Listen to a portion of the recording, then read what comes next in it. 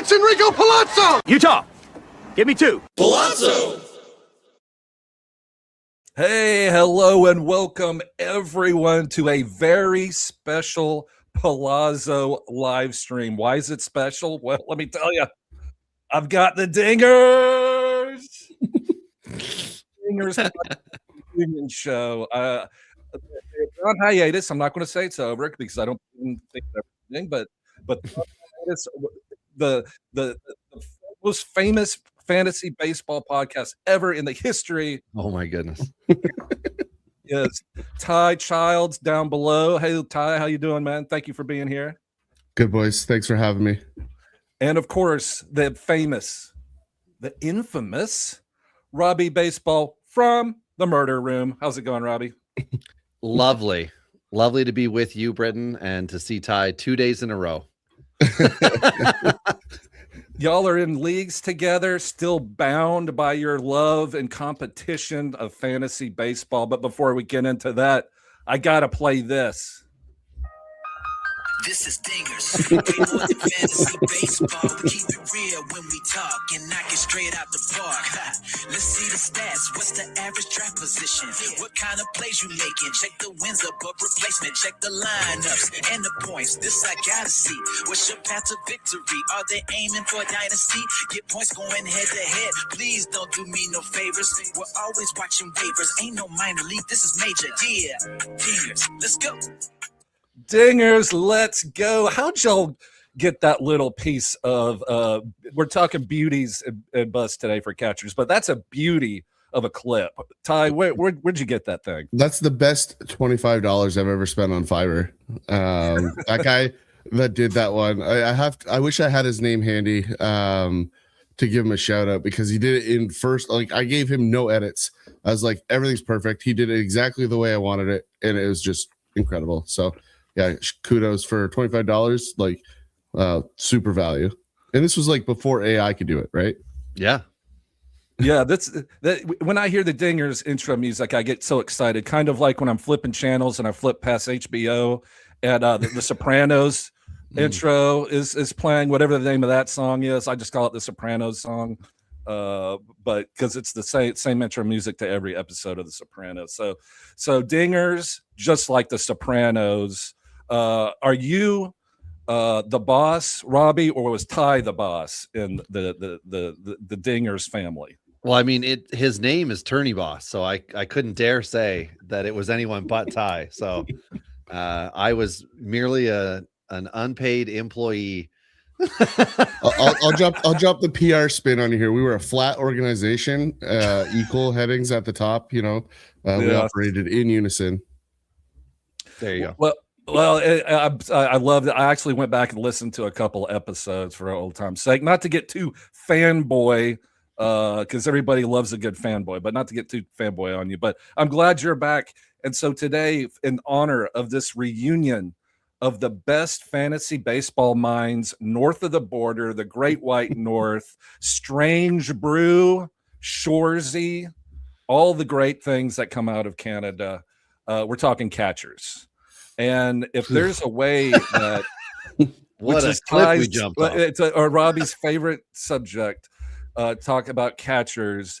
And if there's a way y'all could stop me from talking about Moises Ballesteros, good luck, because that's there's a show sheet, and we're just going to dive right into Moises Ballesteros. I'm just kidding. Can you spell it off the top of your head? Don't look at the sheet. Ballesteros. Yeah.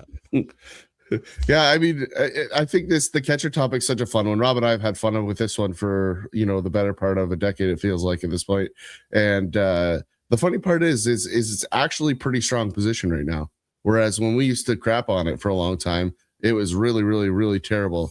Whereas now there's actually some real fantasy value in multiple spots. There's some disappointments, like there always will be, but it's an exciting spot. Moises Ballesteros is certainly one of those guys that is on the up and up. And I know the Cubbies have kind of a logjam a little bit more so than other teams at that position, but it's exciting to see those sort of guys go in there. I don't know if we want to jump right into the NL Central.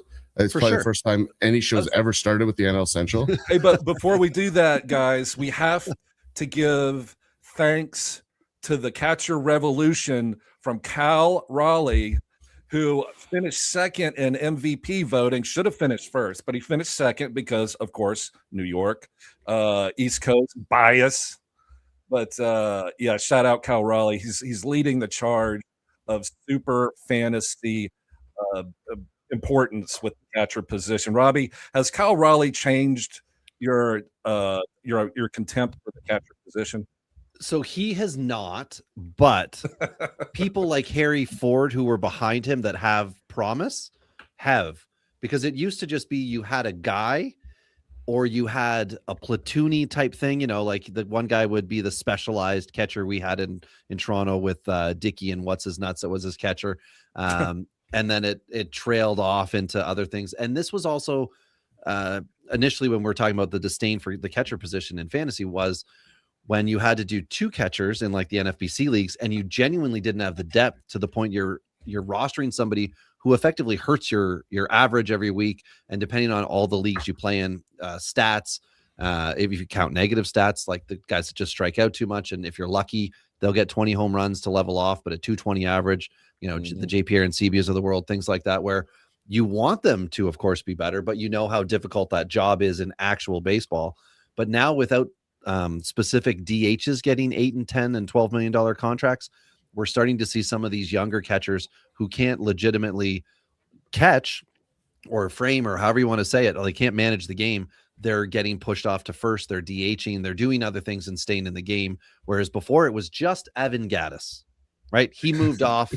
He was the lone guy and everybody else just failed, right? And then you had all these somewhat underachieving guys, Mike Zunino, who would have the odd year where you're excited, but there wasn't anyone who really carried the torch beyond the top, 5 to 6 guys. And now, like looking at the list here, there's some backups here who I would never want to roster of the 30 MLB teams. And there are some who I would be quite happy to have, thinking they're going to steal a lot of at bats. And there's some starters as well who I think would benefit from the idea of having other more offensive minded guys. Even in the Central here, there's at least 4 teams. Well, yeah, 4 of the 5 who could have somebody that this year could help them out that is not currently slated to be a starter or a backup. Well, this podcast is already a smashing success because of an Evan Gattis reference in the first 10 minutes, which if you were in Vegas, that was the longest shot of long shots to actually cash. So way to go, Vegas, and Robbie. So we're going to go through division by division and talk about beauties like the Gems and Shoresy, the Sudbury Bulldogs, and the busts. So where do you want to start, Ty? You get to pick. Okay, well, I think let's hit the NL Central because it's A at the top of the sheet and B because we've already queued it in. But I am having trouble getting started after Robbie was able to work in Dickey and what's his nuts into the same sentence. Josh Tolley, that's who it was. Specialized catcher. I mean, for me, I want to start with St. Louis because, you know, a year ago today we sat on a similar episode and I told you about a guy. I got the notes. Ivan Herrera, who's going to be a guy. He's absolutely still a guy.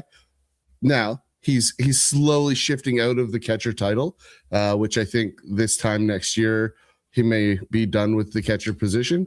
If not this time next week, except for on Yahoo. Yeah. So everywhere but Yahoo, he'll still be a catcher. But for 2026, he is a top tier offensive catcher. And it's something that everyone should be taking notes on because it means you're going to get 20% more at bats than everybody else. So if you're not focused in targeting a guy like that, then you don't know how to maximize the catcher position. So I think that's just one thing I think is a really good spot to start. And it's no real knock on Pedro Paez, however we want to say that one, because he's a good defensive catcher. He's going to be probably the guy. I don't see Pozo stealing the at-bats because they worked him into outfield last year already. So it's an interesting group there. It makes a lot of sense why they moved off of Wilson Contreras in the contract that he had. But yeah, it's that for me. I still believe heavily in Herrera if he can stay healthy, and I think the fact that he's moving off the position should move him up a lot more boards than I've seen. I think he's too far down on way too many lists. Robbie, what do you say? Ivan Herrera is what's do you know anything about any type of injury status? Or I know he's a little bit limited in spring training. Mhm. What are your thoughts on Ivan Herrera in St. Louis? I mean, I remember when he was the youngest guy in the AFL that 1 year, and he was going to take over from Molina, and then like now here we are many years later. He's not even 26 yet. So I love a healthy Ivan Herrera, and knowing that they're, like as Ty had said, not as interested in him as a catcher and letting Pajes, as I'm going to call him, The G is silent. Oh, that's right, okay. on this Spicy. one. Well, yesterday Yeah. at the home league draft, Ty was saying you can't draft a guy if you can't pronounce him, which really made me change a lot of my choices later on when we were drinking. Was that the least offensive thing that Ty said to you at that draft, or was the Oh, other certainly. things? It was a small Yeah. group. Ronnie had the best burn though. Ronnie came out of left field with a great one. That Yes. one was fantastic. Yeah. Just it with something within the email. But anyway, I love the idea here of Herrera being of the three. I'm counting Yoel Pozo, who's former Texas Ranger, who I think was part of a thing a long time ago with like some hazing. Whoops.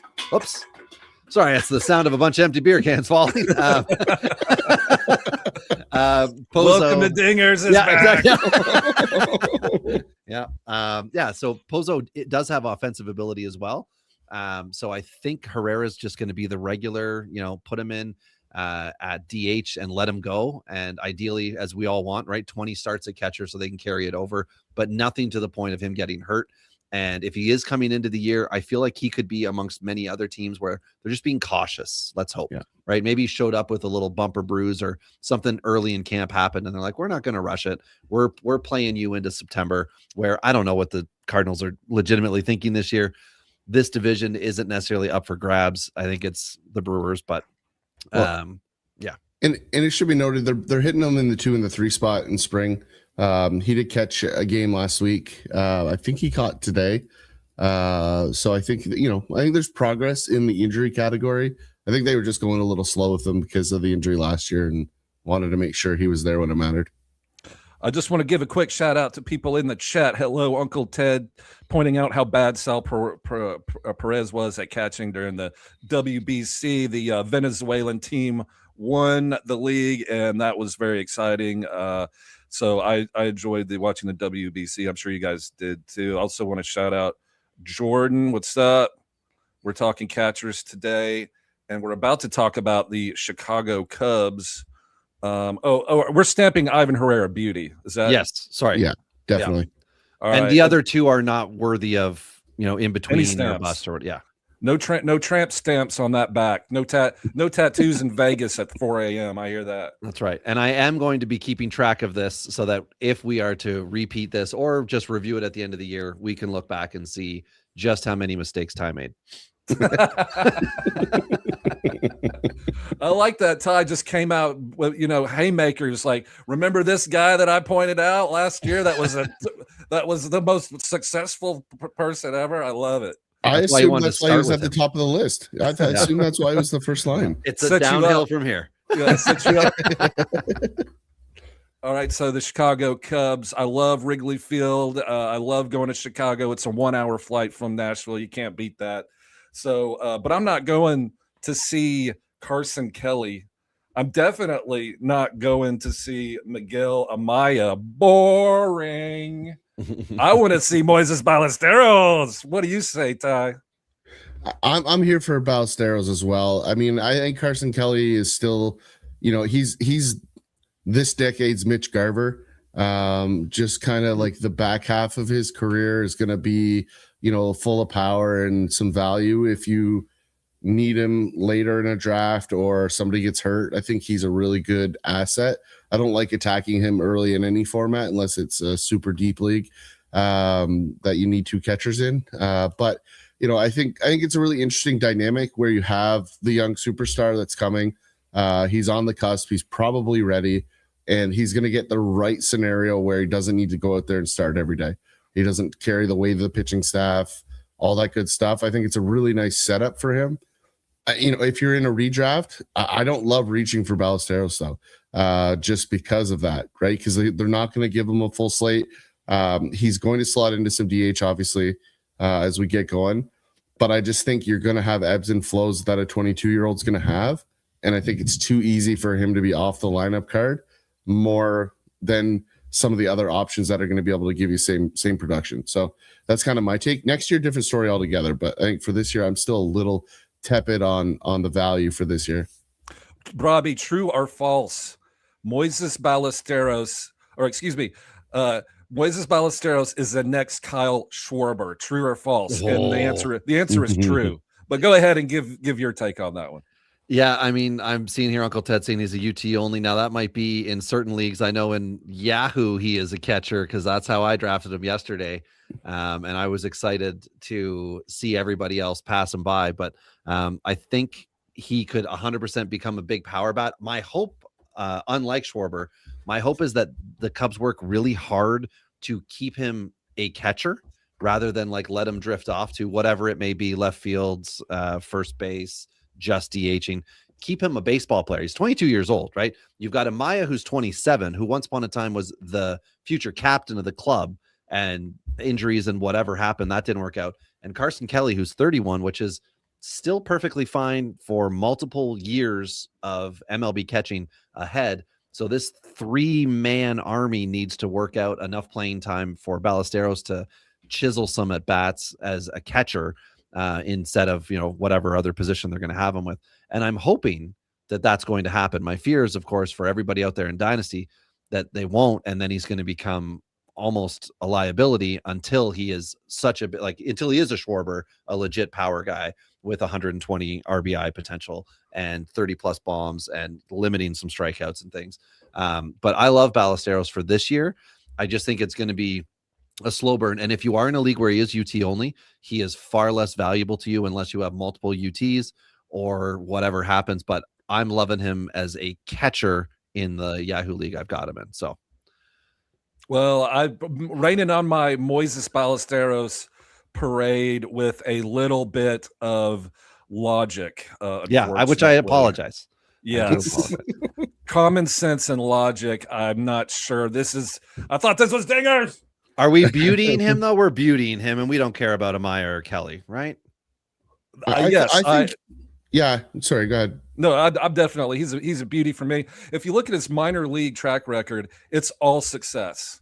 Yeah. It is 100%. He hits everywhere he's been. Yep, he's only 22, but he hit everywhere he's been. And last year in the playoffs, they were playing the Brewers. Bases loaded. Moises Ballesteros came up and roped a double. So the manager and the brass won't forget that. I don't think so. I do think you can make Carson Kelly a beauty in redraft. I think he can be a beauty in a single year scenario. I definitely don't have faith in the long-term beautiness of Carson Kelly. The beautiness. Hey, there is someone in our studio. I think Roto Ronnie. Is that the number one Dingers troll has arrived? Oh, is he really? Okay, hang on. Let's see. There he is. Hey, there he went. Oh, he bounced out.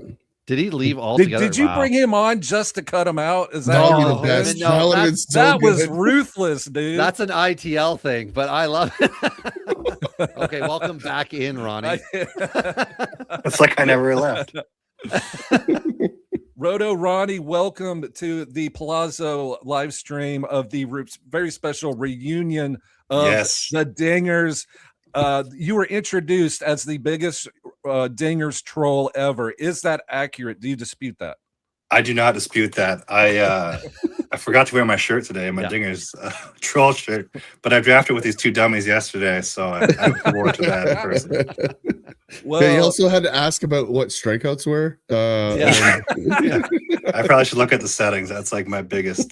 Drafted Eugenio Suarez and said, "Why wouldn't you want him? Like strikeouts against." And then there was the follow up of me saying, "Like it's great that he's in Cincinnati," and you're like, "What? He's with Seattle." It's a little rusty on that one. I haven't drafted him anywhere all year.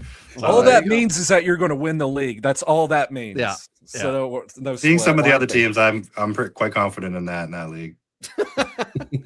All right, Roto Ronnie, you don't necessarily know where some of the players are actually playing this year, but but that makes you a catcher expert in this safe place. All right. we were talking about some catchers. So what is your team, Roto Ronnie? Is it the Blue Jays? Yeah. I'm a bit of a Blue Jays fan. Still a little depressed about how the season ended, but it's about a week away from restarting. Hey, you got Dylan Cease though, 200 Ks the last 5 seasons. Light him up, Dylan. I love that signing for the Blue Jays. Getting better. Yeah. I mean, I'm happy they signed 8 pitchers because they're down to 5 now. So some people think that they're going to get rid of Eric Lauer before the season starts there, Ty, but I think he's going to be there for a while. Cody Pontus looked good. I said they should. I didn't say they would. Should versus would. Words are important, according to Ty. This is news locations, as an American. Locations, words, all help in communication. Is this is the catchers episode? Is it not like the famous Dingers catchers episode? The world famous Dingers episode. We just started getting into the catchers. Roto Ronnie, is there any catcher that you need us to expertly discuss? Opinions, and then get the hell out of here, Ronnie. I got one, and then I'm gonna leave because I got some steam whistle to drink. Samuel Basello. I'm not sure if I'm pronouncing that right. With Baltimore, that's my guy this year. I'm getting him everywhere I can on the relatively cheap, not overpaying, but I think he might be quite sneaky value. What do you think, Ty? Sammy B, heralded prospect. Not unheralded, very heralded in Baltimore. What do you think? So I don't know if Ronnie caught this before he jumped in, but we were just talking about Moises Ballesteros, and I think he falls into a very similar category in terms of the way they're going to move him along. I don't think they're going to give him a full season at bats. I think they're going to be very careful and cautious with him because the guy that's going to be the primary catcher there, they're going to learn from their mistakes of saying, hey, you're now catching 140 games. So I don't think he's going to catch as the primary catcher. He's going to DH, though. I don't care as long as he earns the position. The only issue I see is like he went quickly through the upper minors, and so I'm concerned with the swing and miss that's going to be at the pro level. So I do think and if you look at what they've done with the other stars, Mayo and Kjerstad and whatnot, that they've went about as slow as humanly possible to giving those guys at bats. So I think they're going to do something similar unless he blows the roof off, which I'll say he's certainly capable of doing. So, I'm cautious, but I share your excitement for a really good ball player, but I'm very cautious with 26 value. 2 catcher league is definitely a target of mine for sure. Because I like to wait on catchers, as we all do. Because I think that's a good fit. FBC needs to change that because they suck too. But single catcher. I disagree. I love 2 catchers. Because then I get to put Shea Langoliers with Drake Baldwin while everybody else is fumbling around with Kyle Teal and Gabriel Moreno. I'm like, whatever, man. Catcher is where you make your money. Isn't that true, Robbie Baseball? That's where you get your edge. I mean, I don't know. One credit in our home league yesterday was that nobody took Adley underperformer early. And I think that's because we all know that Basillo's getting at bats this year, and they're going to just continuously put Adley in at catcher and run him down into the ground like they do every year. He is Matt Wieters 2.0. Everyone was fearful when it started. But if you look in their minors, they've got no one. You know who their best catcher is next guy up behind Basillo? Sam Huff. Do you remember the Sam Huff hype? It's not worth talking about today. But Baltimore is going to have at bats. still could happen. He's a KBO stint away. But Basillo will get at bats for sure this year. And I think it's going to be a lot of DH ones. But at some point, Adley should get hit in the wrist and take a little time out. And that's where we can see what Basillo could really do. So I love offensively. I love him offensively. Pitching in the AL East is quite tough, except for his team. His team sucks. So maybe he can catch it. All right. I got to bounce. I got some beers to crack into, but you guys enjoy your podcast. One more thing, Ronnie.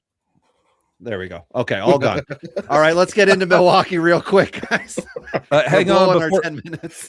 Good job, Roto Ronnie. Thank you for showing up. The world famous troll of the Dingers podcast.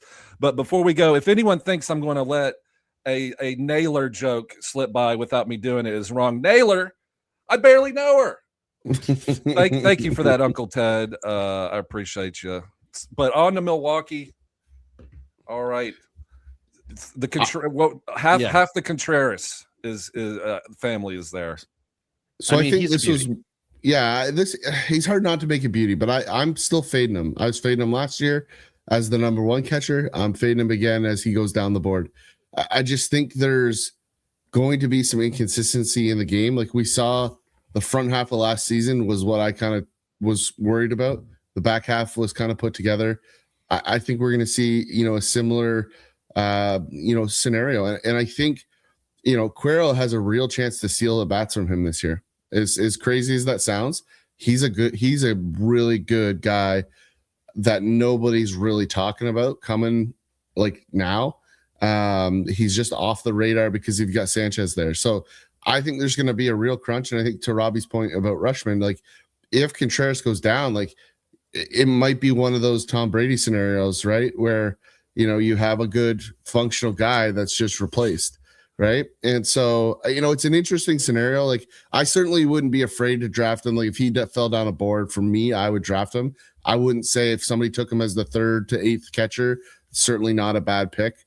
Right. But I'm not as excited about his future as some of the other guys we've talked about already. You guys are the kings of random references. Tom Brady, Sam Huff. The hell is going on around here? But I love it. It's cold up here. We got to talk about things, we got to have connecting dots. Warm That's memories. true. That's true. But I love Jefferson Quero too. He was injured all last year. That's why I think he's off everybody's radar. What do you think, Robbie? Yeah, again, AAA this year, and like Gary Sanchez will kick around. But last year, Britton, you had Contreras as your number one. Ty had faded, as he said, as number 8. I also had Contreras as 1. I did have Adley as 2. Or sorry, not Adley. I did have Kyle Raleigh as 2. But when we get there, I think Quero could be the next guy. Sanchez is, of course, place holding, and we don't want to put any weight into that. But I'm here for Contreras love. Let's go to the Pirates. Joey Bart. I'm sorry. Go ahead, Ty. Joey Bart. He's not a hitter. I mean, what do you think?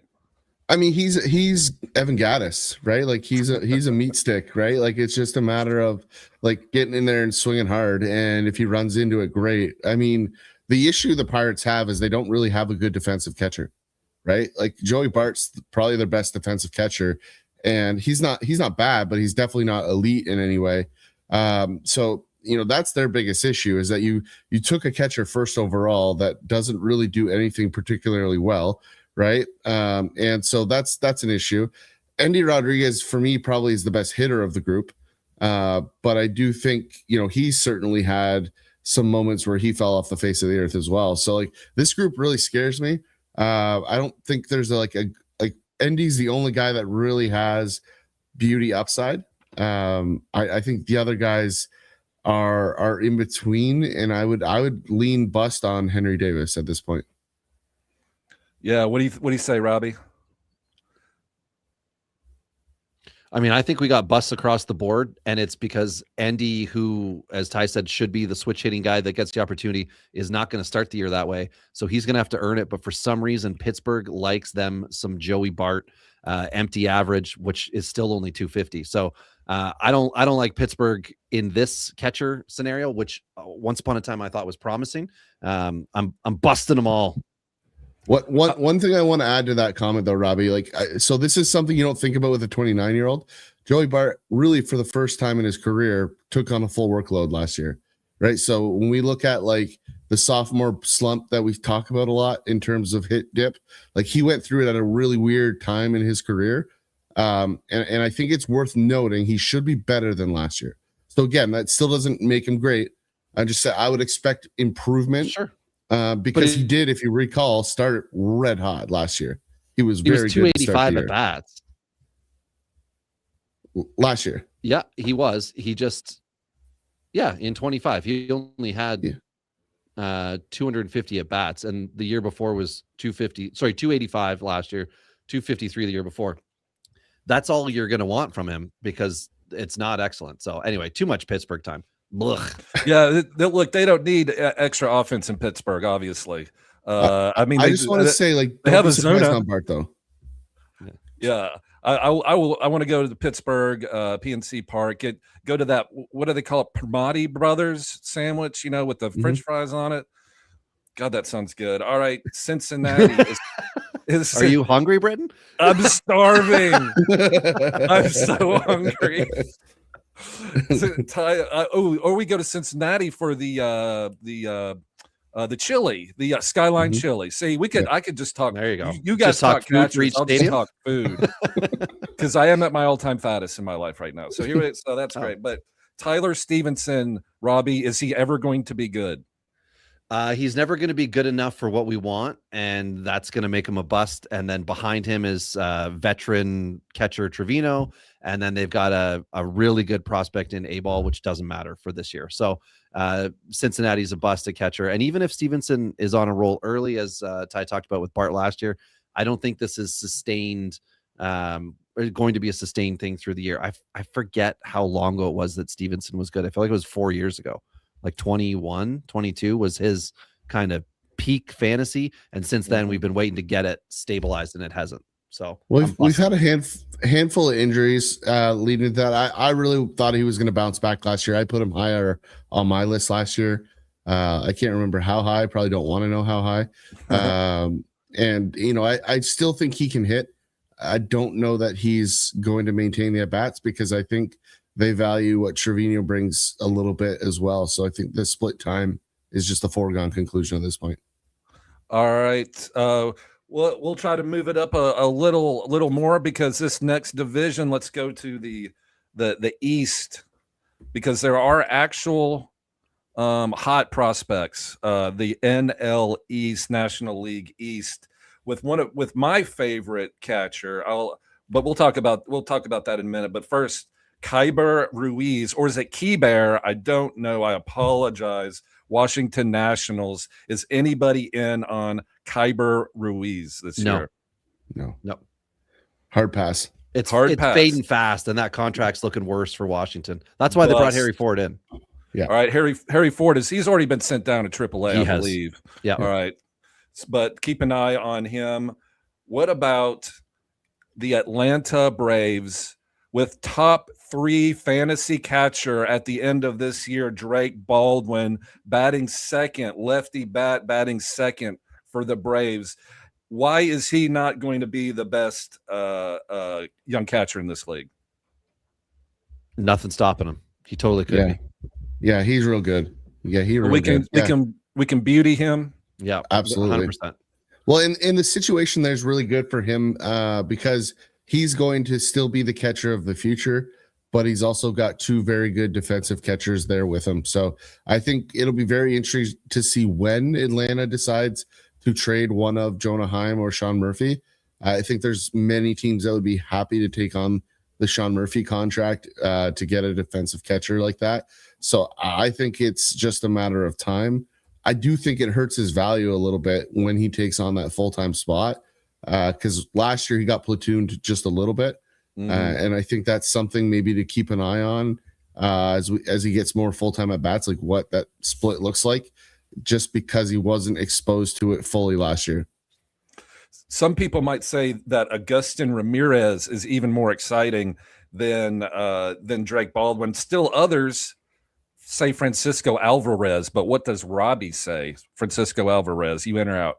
I'm not in at all. And it's not that I dislike him. Obviously the lineup, you can't find a much more powerful one for him, but I can't see it happening. I think the Mets are going to play too much of the what's best for the team, not the player. And that's going to get Luis Torrens too many opportunities. And I just don't think Alvarez is going to give us numbers we want versus the rest of the board here. Where are you on it, Britton? I'm out. I don't like Francisco Alvarez. Yeah. He gets injured too much.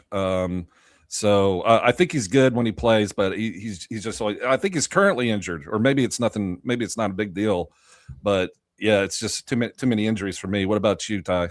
Yeah, I mean, he's kind of like Gary Sanchez 2.0. I think with less power, which is not good. So I think for me, it's just a matter of how do you find a better option? And they don't really have one. He doesn't really hurt them defensively. He's not a bad catcher defensively. And neither was Gary Sanchez. had some very poorly timed pass balls that happened a lot in a very short period of time. But very poorly timed, like every game. Yeah, like in all in a row, right? Yeah. But like we kind of skipped through him in the Milwaukee. Like he's rebounded on that. I think he's become a very serviceable defensive catcher, and I think Alvarez might settle into that role. And I think we just think he's a prime example of what happens to players that are highly touted in big markets, right? Like you have a guy that was never going to be Cal Raleigh, but that's what they spoke about him, right? Like they told everybody They still pump him up, Ty. I mean, everybody thinks that Francisco Alvarez is going to be, better than Drake Baldwin and better than the next guy, Augustin Ramirez, but I don't see it. He is 24, so like to write off a 24-year-old catcher is silly, right? But at the same time, like there's major red flags. So I just think there's caution. I think he falls into that Carson Kelly type value over his career, like just that middle of the row, like value guy that you're happy to pick up off the waiver wire or draft late in a two catcher system. I'm not out on him, but I certainly I'm not going looking for him ever. I guess maybe not a bust, but I'm a pass on Alvarez. Do we have to talk about JT Realmuto? No, we just have to say he's an in-between guy and we don't care. Yep. Is that fair? 0.0 upside. Yeah, Garrett Stubbs is their third guy, and in between you have Rafael Marchand, a switch hitter. We're good with Philly, or not good. We're not interested in Philly catchers. The end. Yep. Augustin Ramirez, y'all. The opinions vary. I like Augustin Ramirez because he's big, he's strong, he's physical, he's fast. He also airmails the ball to the second baseman. And he's going to get run on all day long. So defensively, I don't know how that's going to work out, but offensively, he's probably going to bat second for the Marlins, right? To top of the order bat for Augustin Ramirez. What do you say, Ty? I disagree. I don't think he's going to hurt them defensively at all because he's going to be at first base. And so, I think that's a foregone conclusion at this point. Like, I think it's already basically decided on, right? I think it's a big reason, as much as like, what's the big, huge dude that was there last year, Wagaman or whatever his name is? Like he was stealing first base at bats. And I think they were happy to get him out just so they could free up room for Ramirez when the inevitable you can't catch conversation happens. Johnston, the guy that's going to be in Colorado. What do you mean, the guy they moved? Yeah. Eric, are you Eric Wagaman? That's the one. Yeah. So he was stealing first base at bats for a good stretch loss. And like I said, inconsequential at bats because like the contribution wasn't very strong. Although I was at a game last year and he did hit an absolute piss missile to left center. But, at the end of the day, it's one of those ones where you know what he is. Like he's a fantasy darling on his own Major League Baseball team. So I think that's the way they have to target him. I will say this. I'm not in on him. The hit tool for me is not good enough. I'm very concerned with the hit tool at first base, right? Less concerned with the hit tool as a catcher. So for me, that's why I'm going to shy away. I think the position changes his value. And I don't think he's going to be as elite this year as a lot of people are ready to sign off on. So I'm definitely a little shy on him. I would have him as an in-between for me, but I don't know if Robbie, you feel differently on that one. Sounds like Ty has hopped off the Gus bus. What about you, Robbie? Are you driving that bus? You and Sandra Bullock? Baby. Don't go below 82.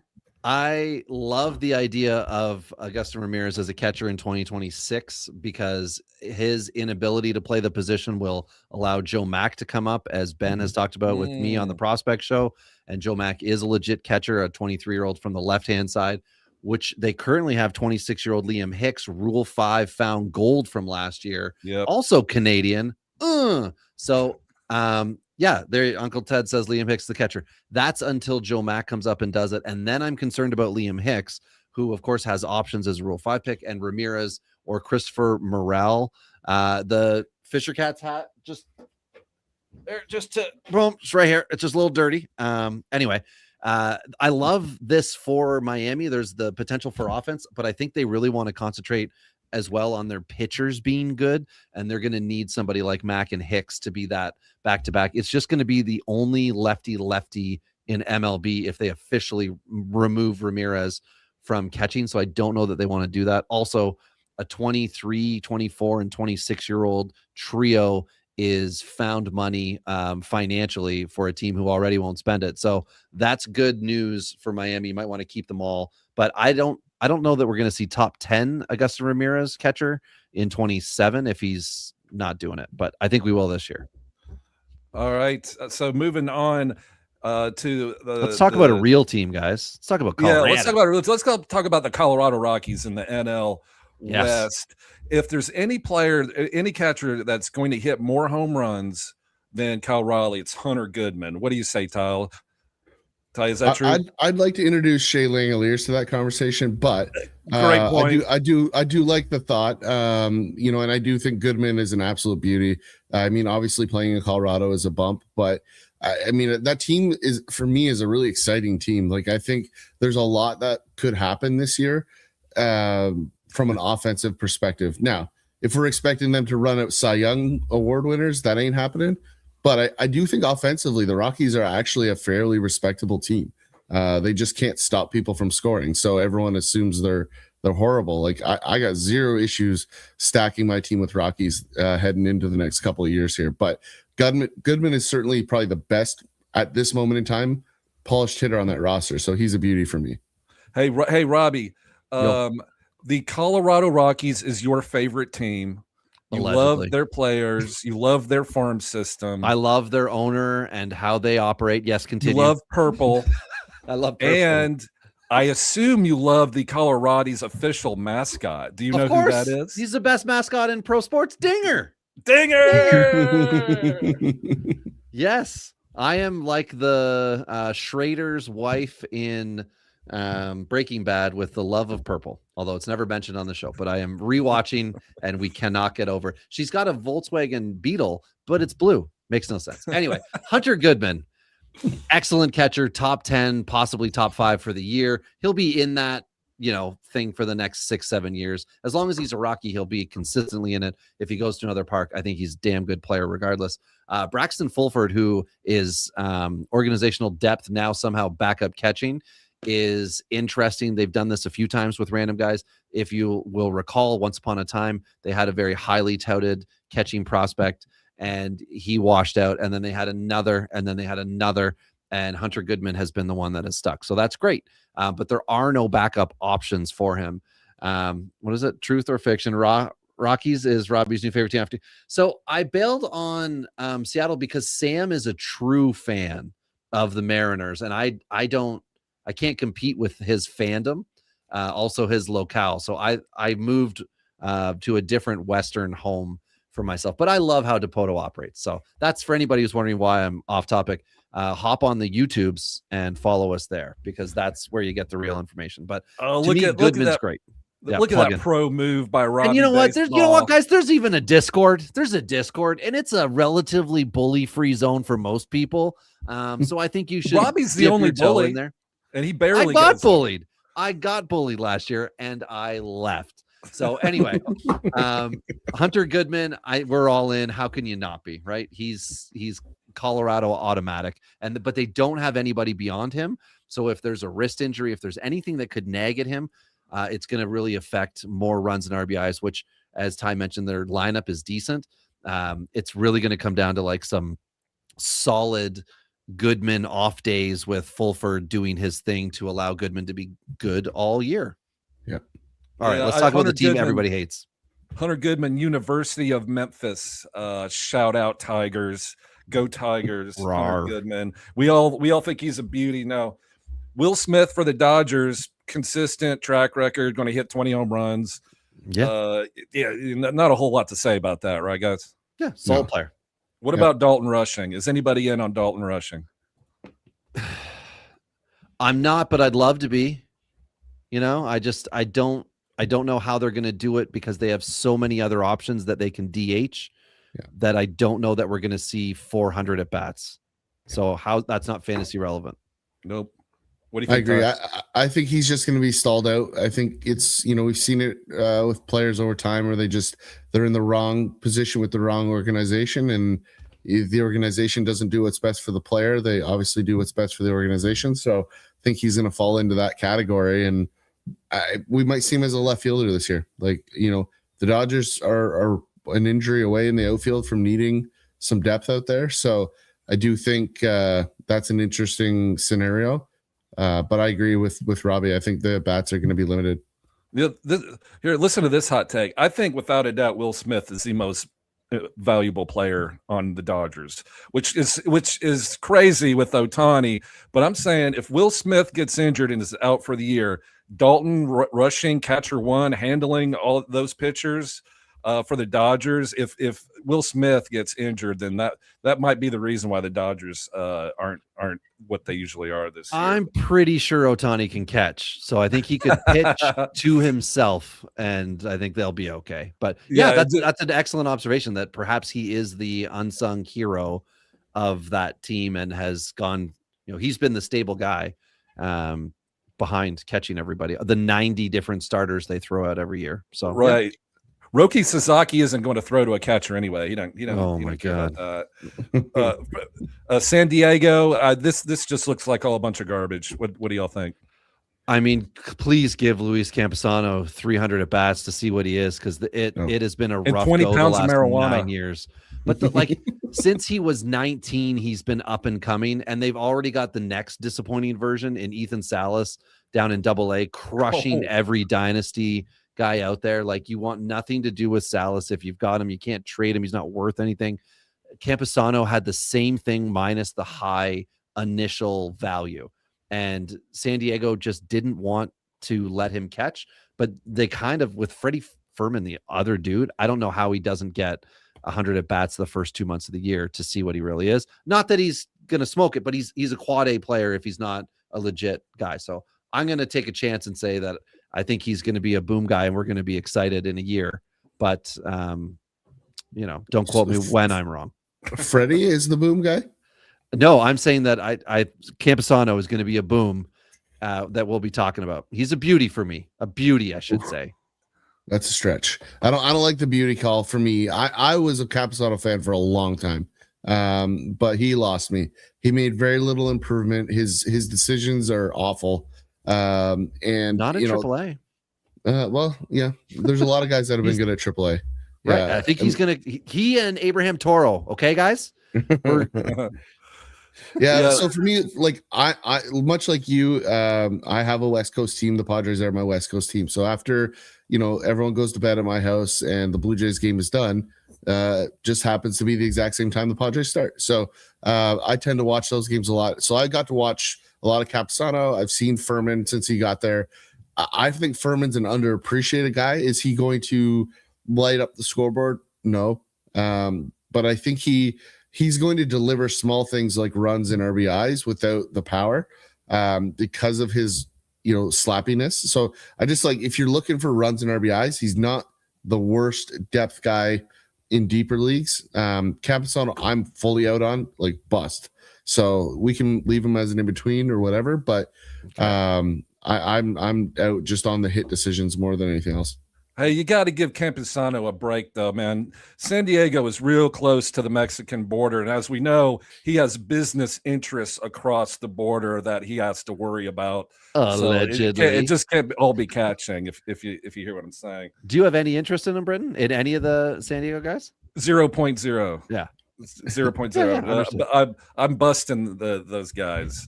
One not like a good dynasty with a not 40 like a man good roster. bust. Yeah, I've got Campusano in 130 team with 40 man rosters. He is my 40th guy right now. If something good happens, it's like him, Connor Wong, Braxton Fulford, and pocket full of marbles is what I've got at the catcher position in that league. So I'm hoping one of them. So it's it's an unfair assignment of hope with Campusano. But anyway. Yep. Next is Gabriel Moreno with the Arizona Diamondbacks. I mean, good average, I guess. And James McCann is still in the league. So, what?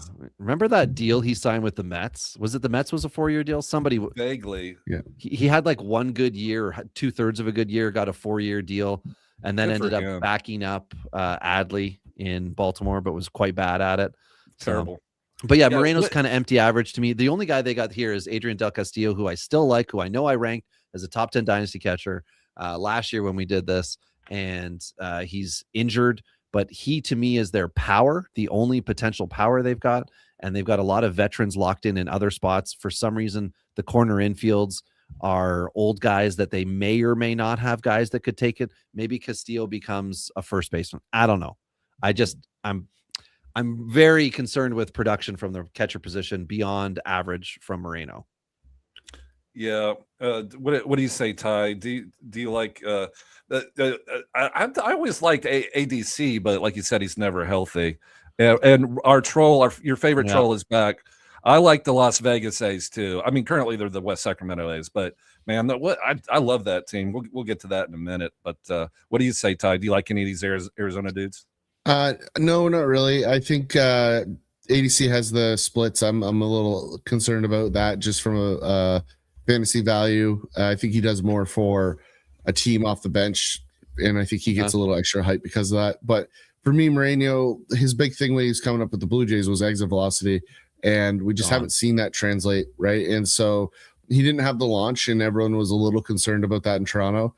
But we don't have exit velocity or launch, and that's a major problem. So I think I'm almost ready to slap a bust on it, but he's too young to do it. But we are entering that conversation. I don't think we're there yet, but we're close. All right, I'm going to bust both these guys. I don't want either one of them, nor do I want Patrick Bailey or Daniel Susac. There's another Susac? Jeez, I'm be Susac around here. Robbie, are you liking any of the San Francisco catchers? No, the only one I like is Jesus Rodriguez, who got sent down, so Susac can sit on the bench instead, which I guess is good, so that Rodriguez can fully establish himself within the Giants organization. He came over in the Doval trade last year, a year ago, whatever it was, and I like the idea of him long term, but there's a lot of youth within Bailey and Susac. So a 23-year-old trying to supplant a 24-year-old, that can happen. But as a backup role, I think you just leave the younger guy in AAA to get full-time at bats. But Bailey is not going to be average to me. He's not going to be production, and Susac is the backup. So there's nothing there. Bailey as a switch hitter hurts Susac more than he should, because he's not bringing a whole lot, in my opinion. Ty, what do you think? I'm not out on Bailey yet. I think he's been forced into a tough job with the catcher, or being the catcher of the Giants, because they've had like 40 starting pitchers over the last couple seasons. So I think, having to take on that workload and in that ballpark, I think he gets a little bit of a discredit of what his actual ability is per se. I think in a different ballpark, he would show out a little bit better statistically. So I want to make sure we're at least aware that if he moves potentially, there's extra value there. But I like him as a very safe waiver wire pickup type. And if we can see a step forward this year, which is entirely possible, I kind of like him as a sneaky buy, but only if there's some progression. So my comment here is based on 400 plus at bats last year, 6 home runs, 55 RBIs, 47 runs. I'm looking at guys who can give us at least 70 runs, 70 RBIs, or a combined 140. And of course, I'm looking for 20 combined stolen base home runs from a catcher to be like worthy of upper tier. Bailey to me is like 20 plus team fodder. I just, there's more power in that bat than what we've seen. So I hold out more hope than most. I'm not saying it's a guarantee. He's in a similar category to Moreno, right? Like we got to see it, right? But I'm just a little more optimistic on what I've seen from him than I am from Moreno. Yeah. But so the next, we got the AL West, which is stacked. Now, Cal Raleigh for the Mariners is going to regress. He's not going to hit 60 home runs again, but does a regression mean 30? Does it mean 40? You've got Yanier Diaz for the Astros. He's super solid, young guy, maybe a teeny bit of upside still. And then, of course, my favorite catcher, other than Drake Baldwin, Shea Langoliers, a.k.a. Bangoliers. Yeah, I made that up. No, I didn't. But I still enjoy it. Anything you want to? We're kind of running a little bit on time, so I was going to try to speed round these guys because what do you say about Cal Raleigh? I mean, he's catcher one. I think, and of course, which is the numbers back it up. But any concerns for the amount of plate appearances he had last year? Kyle Rowley, in the history of Major League Baseball, had the most plate appearances by a catcher. Of course, that includes postseason, but he did it. It happened. Any worry about that, Robbie? I don't fear the regression. His clubhouse demeanor might want to improve a little bit, not shaking anybody's hands, the teammates and all that fun stuff. But beyond that, Diaz is solid, Raleigh's solid, Langoliers is solid. For the Angels, I've got big questions about Ohape and everybody getting excited about a sub 700 OPS guy. I know there was hope once upon a time. I think Darno has stabilized with the Angels, the catching situation overall, but they are still the Angels at the end of the day. They're not yet a complete lineup. And Danny Jansen in Texas for me is shaky. Wah. Yeah, I don't know. I do like Kyle Higgy-Akashoka because I love saying things like Higgy-Akashoka. What about you, Ty? Do you like to say Kyle Higgy-Akashoka? I do now. Yeah. See, I gave him on the sheet. I gave him the Higgy not going to work here anymore. But for anybody who wants to get that Office Space reference, but yeah. So do we agree? There's 3 out of 5. 3 of the 5 catchers, Houston, Seattle, the A's have beauties, and the busts are sitting in with the Angels and the Rangers. I'm very happy to put Ohapi in the first group. I think we're going to see. Okay. I think we're going to see an improvement in that lineup depth this year. I think he has potential for 30 home run pop. I think he is. Okay. He is a parallel to Shea Langoliers for me. Oh my God. Logan Ohapi, yeah, man, the power's there, but that batting average is a killer if you're in a roto league. But they said the same thing about Vladdy when there was nobody behind him, right? So these are the things that if you're just looking at the stat sheet, you don't see the type of at-bats he's having, the reasons he's having the at-bats that he's having. Like we're gonna see certain guys this year that get wedged in really good lineups. That like you look at a guy like Kirk. Kirk's a good example in the next category. Of someone that's going to be in a really good situation to hit. And Ohapi's the furthest thing from that last year. So I think it just things we want to note in terms of opportunity for breakout. I just think that's a real, positive opportunity for him to kind of finally step out of that shadow they had before. Anthony is telling us that Garver, I believe, with Texas has made the club. Is that the right team? Was Garver a Texas camp guy? I'm going to double check. I can't remember if he was Texas or Seattle. I thought he re-signed with Seattle, but I don't know. But he better step off my Kyle Higgy-Akashoka. Oh, it was Seattle. Thank you, Anthony. Yeah. Okay. Either way, if Garver could be found money, but you're not looking to hang it over. Anyway, so we got 4 to 5, and it's Ty's pick. But so I'm gonna say Ty and Britton are in on Ohapi, and I am Ohapiing out. So we'll have to circle back to that one when time permits. All right, let's hit to AL East, boys. Nobody cares, right? Do we all agree? Nobody cares? Well, I want to make a note on Brandon Valenzuela. As you know, Rob, This is the Jays' third catcher for everybody who doesn't know who the hell Ty's talking about. Brandon Valenzuela. Yeah, spring training connoisseur. And spring training stats. No, it's never about the stats. It's about what they do, what the work they put in, and the approach. So I liked what I saw out of him in the spring. So he's not going to start. He's not going to be on the roster. But what I think it does do is it's a guy, if you're in deeper leagues and you're listening, I certainly, if you're in a super deep league and you want a free catcher somewhere, like I would put a near mark on that one. If you've got an open minor league spot, I think there's some upside there. I think it's real. I think he's in that Campusano got buried in, the clutter that is the San Diego Padres catcher situation. And I don't think he ever got the at-bats he deserves. So he looks like a real guy to the point where I thought they might actually put him on the roster over Heineman. So, oh, wow. I figured Heineman was good for glue. That's why he's kicking around.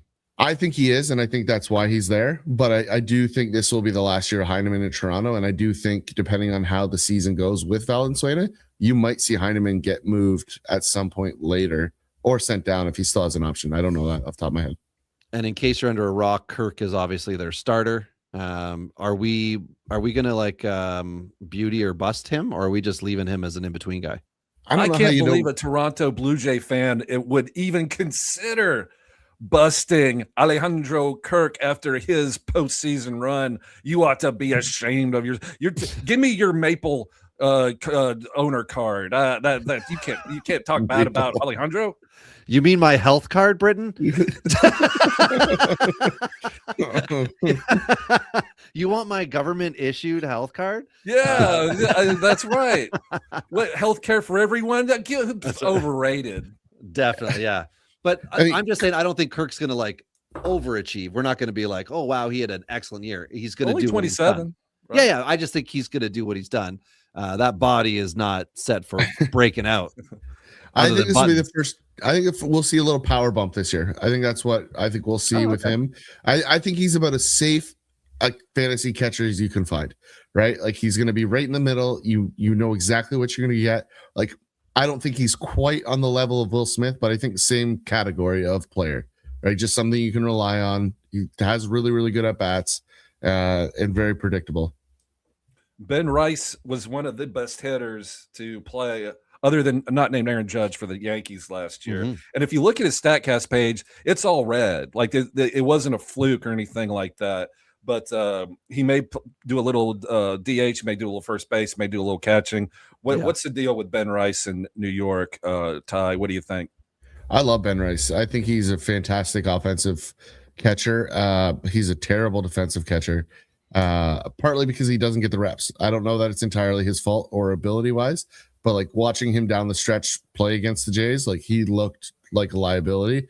But again, like they were saying in those games, his first game he's had in several weeks catching, right? So, we certainly can't blame a guy that has to come in and catch Cam Schlittler pounding, triple digits. Schlitter's full. What's that, sorry? Sorry, that's a quote from a movie. Sorry about that. I could every time I hear it's that Cam Schlittler, who's awesome. I think he's going to have a great season. But I see Uncle God, what's his name? Uncle Teddy. Smoking a cigarette. Anyway, long story short. Sorry. Christmas vacation. That was like I caught up. That was like a Tourette's situation right there. Please ignore I just didn't. I didn't hear it. I loved it properly. All. Yeah, it was all good. Confusion on Ty's That's face. on me. All of it. Great. Yeah. so Ben Rice, I fully expect to be like the make or break guy for the Yankees. Like if you look at that lineup, like I think if you have Stanton and Judge be who they are, and you have Ben Rice be there, like that's a really tough lineup to play against, right? And at the end of the day, if either of those first two guys are mediocre and Ben Rice isn't amazing, the Yankees kind of suck. Well, so if Trent I think Grisham's real, then against righties, then the AL East has a real issue on its hand. If Grisham, Trent Grisham is an elite.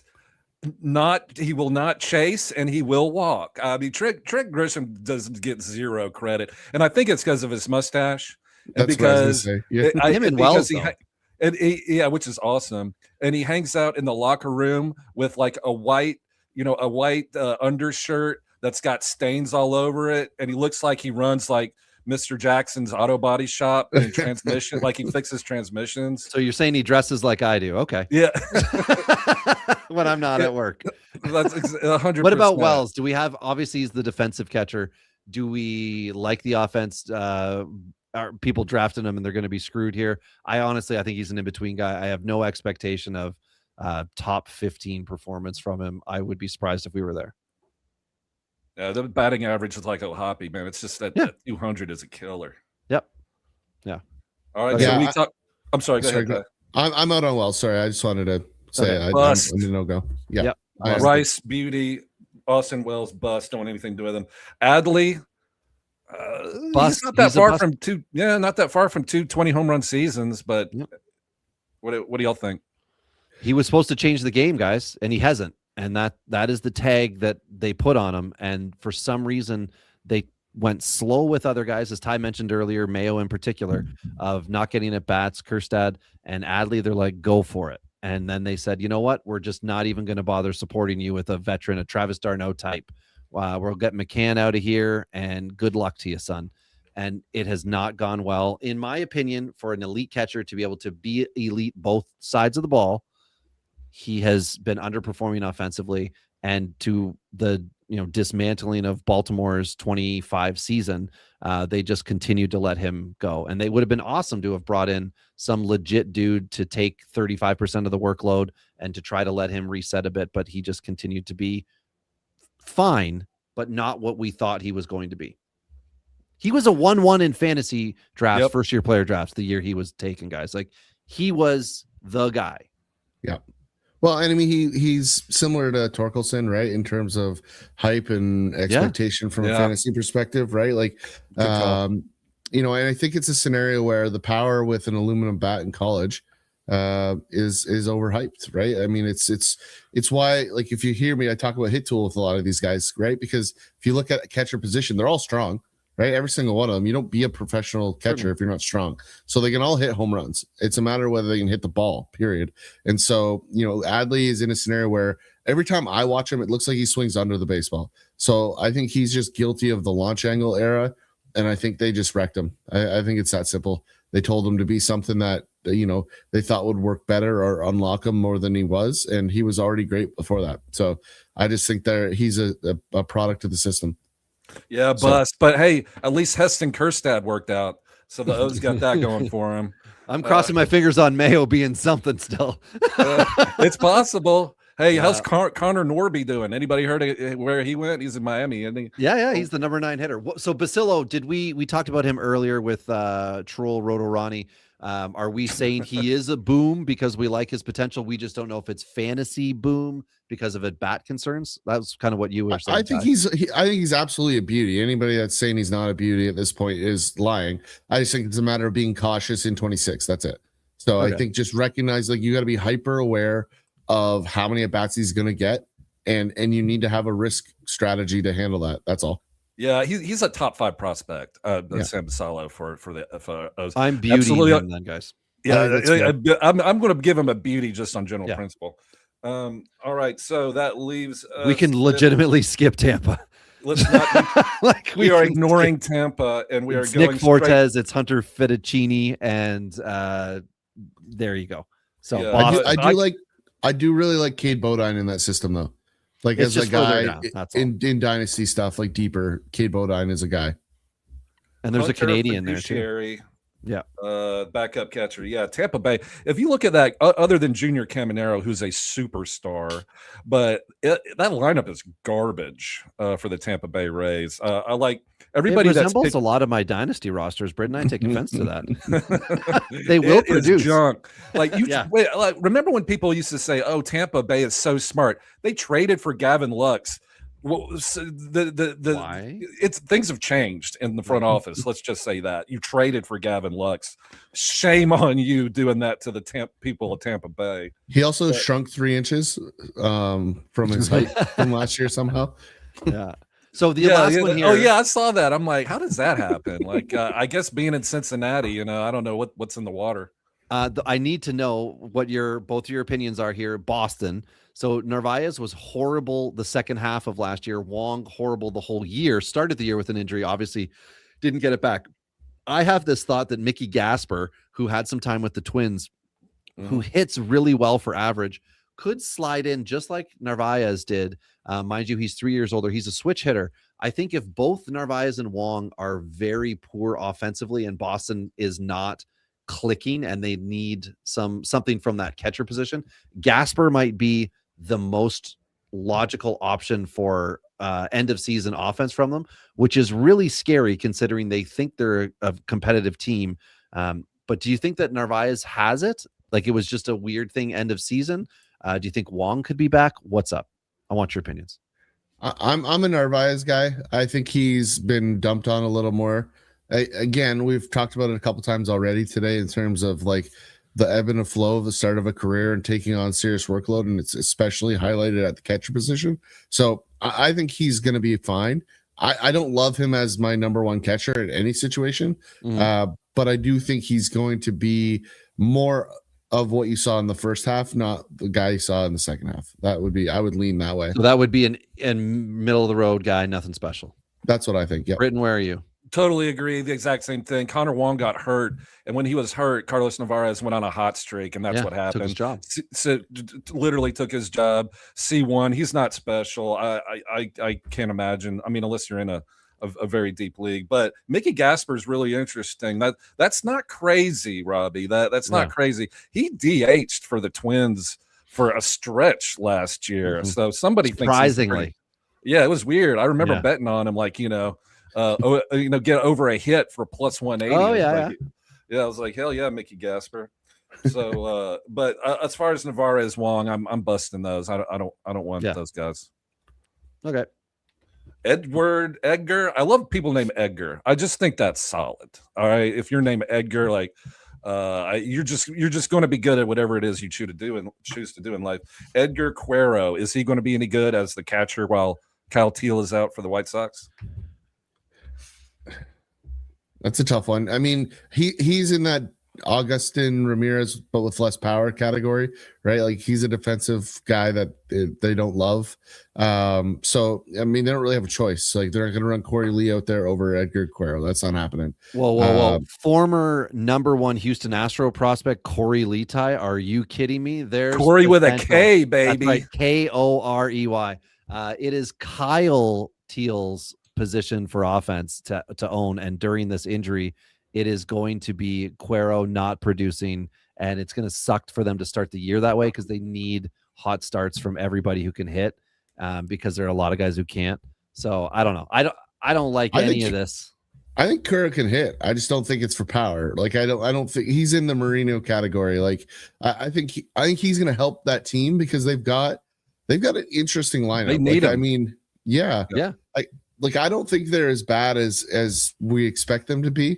I think their pitching's a little bit better. Their bullpen's a little bit better. They're going to be in more games. Certainly. I think you're going to see a little more out of Cuero than you think. And I don't think he's has the power numbers to make him a top prospect or a top player in any means. But I think he's going to be better than people expect. I'm confident they'll be fine without Teal.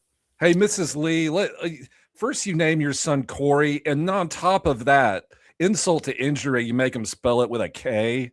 Like, what are we doing, Mrs. Lee? I don't know. That is not approved. I do want to touch on, sorry, Britt, I got to touch on Drew Romo, former Rockies top prospect, one of the many failed top prospects.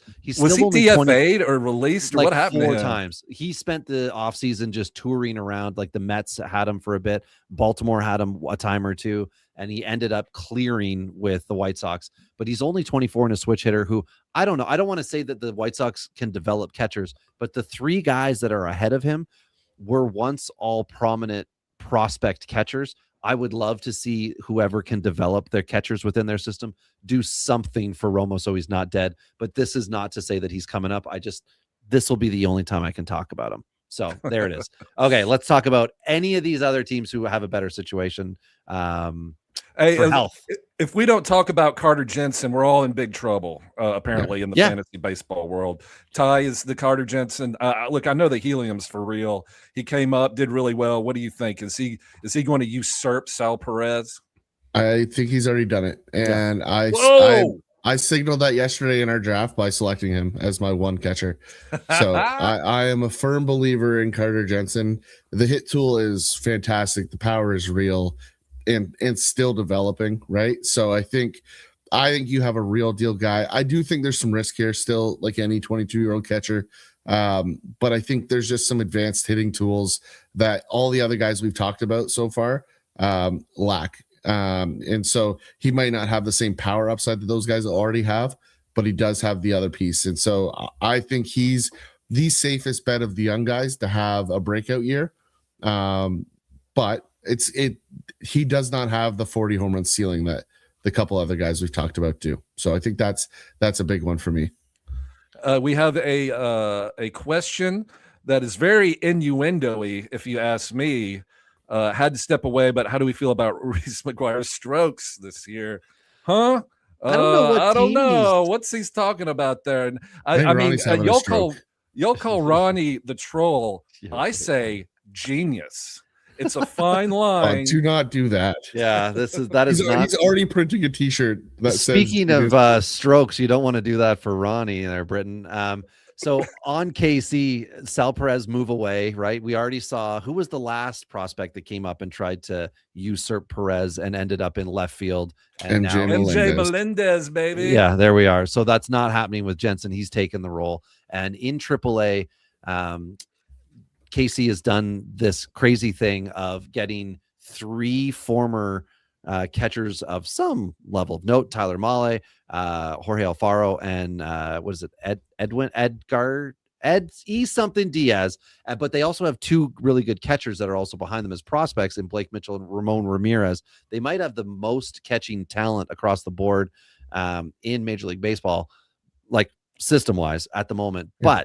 But Jensen is the guy, and it's going to be great. Move Sal off, and let's. Oh, was that lip chat, Britton? Thank you. It Did I just catch the end of it? Man, I got to get my First peppermint in. Pepper. All the Wow. hot air blowing around here, it makes chaps my lips. You know. Don't worry, we'll finish up soon and stop talking. But yeah, so Sal Perez, are we booming him or busting him? Because he doesn't catch for the pitchers, right? He catches for the at bats. So do we like him? Yeah, 30 home runs. His StatCast is blood red. He's a beauty till he isn't. Yeah, I'm with you. It's frustrating. I'm ready to quit him. Like I've been a fan a long time. I'm ready to quit him after watching some of the at-bats this spring and then the WBC. Like it looks like the Alex Rodriguez like can't catch up or with the game today kind of moment for him. He's still a guy. He's a smart player, so he'll probably motor through it. But I think the sun is setting on that one. Does anyone want to talk about Bo Naylor or Ryan Jeffers? Yeah. Super quick on Naylor. He did. Ted had said somebody had a good September. He also transitioned from a leg kick to a toe tap. And in watching the WBC, they did go into good detail discussing that and whether that has short-term improvements or as ideally permanent improvements. Naylor was and is the guy. Austin Hedges is his backup with I forget. I spelled his name wrong, but it's Cozart. Jackson Cozart, maybe that's probably it. Something like that. You get the idea. I like Jacone. Yeah, I'm just putting in letters here. That's Jack. a hard C. Yeah, I'll figure it out later, guys. I like soft C's. You know what I'm saying? But Naylor's the guy, and he's also. What am I talking about? I'm so sorry. That was it's totally us. inappropriate. It's our impact we have on you. That was not Dinger's word. Naylor fits for Cleveland because you want a catcher who catches well, and that's why Hedges is also there. So I think Bo could be a sleeper candidate, not a bust, or sorry, not a breakout type guy though. And like then as Bo's, far as Jeffers, no interest.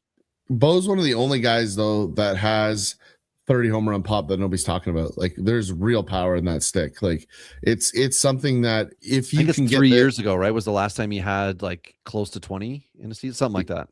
Yeah, he just hasn't been consistent. I mean, this is what you see with catchers. This is why catchers are so hard to predict, right? Like the power is very real. He can hit. So something as simple as a leg kick made Josh Donaldson an MVP, right? So like you have a scenario here where you have a guy that has the tools to be great. We just haven't seen him put all of them together, and we may never see him put together. But I'm with Rob. Like he's trending way up in my books, and a guy I've got my eyes wide open on right now. Wow. All right. Anyone else? Did I miss anybody? Well, we didn't talk Dylan Dingler, Jake Rogers, and the fact that the best part of Detroit's catching system is in the minors. Whether you love Thyron Lazaro or not, he is a switch hitting power catcher who had an adjustment issue last year in Double-A. Jose Briceño, who had the great AFL 2 years ago, and everybody was excited about. He's a 21-year-old lefty. Dylan Dingler should hold the job until they decide to bring up one and then two of these guys. And Jake Rogers will continue to probably be the backup until maybe he sunsets, as they like to say now, and then Dingler becomes the backup there. So they've got a great little system in place. Yeah, I've got Briceño in one of my auto new leagues. He unfortunately is starting the year injured. Yeah, he's the only one with like some potential to be fantasy relevant for us. Lorenzo could be a power guy, but he, like we've talked about with Francisco Alvarez, to a lesser extent with Lorenzo, has other issues that are going to, including catching, that are going to get in his way. I mean, They Dylan overhauled- Dingler is straight out of Boogie Nights, right? I mean, we all agree on a great name there, Dylan Dingler. What do you For think? sure. Guy? Yeah, I like Dingler. I think we're going to see a bit of a breakout from him this year. I don't know that it's going to be an elite. It's not going to be an elite ceiling, but it's going to be a bump. I just think he's a polished hitter. I think we're going to see some improvement this year after kind of getting, the keys of the castle. On Lozano, whatever that guy's name is. Mhm. They did break down his swing a little bit when they got him from the Dodgers. So I do think he's in that recoil moment that we see prospects go through sometimes. So I would just keep an eye on him. I think they might unlock something. Could ruin him, could put him in the grave. But at the end of the day, it's I'm not ready to close the door on him yet because I think there's enough talent under that one as well. That's it for Detroit. That sounds good. Can you guys believe it that we actually covered every single team catcher situation in Major League Baseball?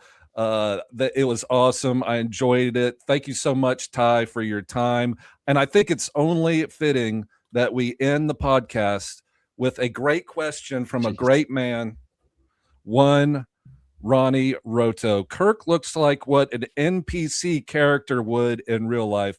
I have no idea what that means. I assume that's some type of Canadian slang and or joke. Robbie, do you know anything about what this person is talking about? I mean, I get the idea, but I don't like it. Like most of Ronnie's comments, not interested. I would say exact accurate. It's a non-player character. It's a video game reference. Oh, right? okay. A background character or whatever. And so I don't agree with that because to me, like all he needs is red like overalls and he's like Super Mario. Like he runs like Super Mario, like the 8-bit version. And so like there's definitely a comparable that I can get behind on that one. Hey, I don't know why Ronnie's using a burner account though. I do want to know that. The less we know about Ronnie probably is better. But hey, Ty, nothing truer has ever been said than that. Do you want random people to follow you on X by any chance? Yeah, if they want to ask questions, especially about catching, send it over. I'm happy to dive in. Please send all. I'm sure that this catcher preview has stirred much debate in the fantasy baseball world. So if Roto Ronnie or anyone else wants to, keep giving Ty some DMs, please do that. What about you, Robbie? No, leave me alone. Robbie has got to go back to the murder room. I see the jail cell back there. Somebody's in there. He needs to go take care of business. So. Outside of tomorrow, which is Monday night, depending on when you're listening to this, you can find me every other Monday night talking prospects with Big Gentle Ben and Sam around 9 o'clock, 8 o'clock, depending on what's up in life. So I won't be there tomorrow night. We're finishing off our big three next three. But beyond that, you can for sure find me there and only there. Thank you so much for doing this, guys. You didn't have to, but you did it. I had a great time. If you didn't have a good time, I don't blame you, but I had a great time. And thank you to Roto Ronnie, whoever you are, for showing up. Thanks, guys. Thank you, Britton. Carlos Delgado. Excellent choice. Too bad I got him 3 rounds ago. You're still on the clock. Oh, shit! You gotta do something. Yeah, We need a name. Hideki Matsui. You just took my whole outfield. Sorry, Charlie. What is this? Debbie, What the fuck is this? it's our fantasy baseball draft. We said no wives. Your fantasy what? It's our draft. For fantasy baseball. I told you all about this. Got Matsui.